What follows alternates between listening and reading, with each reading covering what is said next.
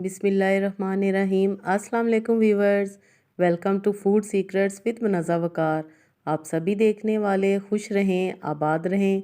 आज मैं बना रही हूँ गर्मियों की स्पेशल चटनी, बहुत ही मज़ेदार, बहुत ही टेस्टी, जो कि आपके आम से खानों को भी चार चांद लगा देगी। और अगर आप सिर्फ इसी चटनी के साथ रोटी खाना चाहें तो आप इजीली बहुत ही मज़े से पेट भर के खाना खा सकते हैं। तो मैं बना रही हूँ टमाटर और कैरी की मज़ेदार खट्टी मीठी चटनी।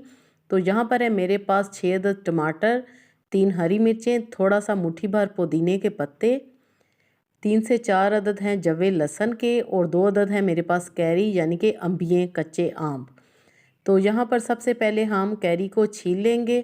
कैरी मैंने वॉश कर ली है पहले से, और छीलना बहुत ही ज़रूरी है। कभी भी आपने छिलकों समेत कैरी को इस्तेमाल नहीं करना इस चटनी में। कैरी को मैं पीसीस में काट लूँगी।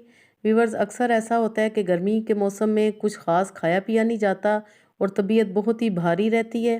तो अगर आप ये चटनी बनाएंगे तो यकीन कीजिए आपको खाने का मज़ा आ जाएगा। दाल सब्ज़ी के साथ खाएं, दाल चावल के साथ, कढ़ाई के साथ, जिसके साथ भी आप ये खाएंगे चटनी आपको बहुत ज़्यादा मज़ा देगी।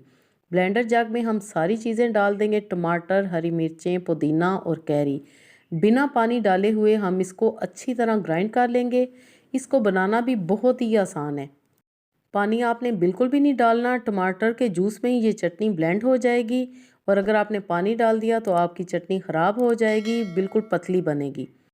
जी, तो यहाँ पर सिर्फ 2 मिनट में हमारी कैरी और टमाटर की मज़ेदार चटनी बनकर तैयार हो चुकी है। अब मैं इसमें हल्का सा नमक छिड़कूंगी अपने टेस्ट के अकॉर्डिंगली। आप इस चटनी को फ्रिज में रख के 10 से 12 दिनों तक इस्तेमाल कर सकते हैं।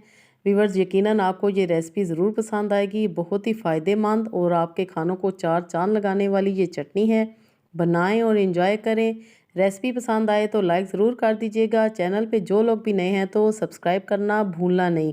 अल्लाह पाक हम सब का दस्तरखान हमेशा वसी रखे।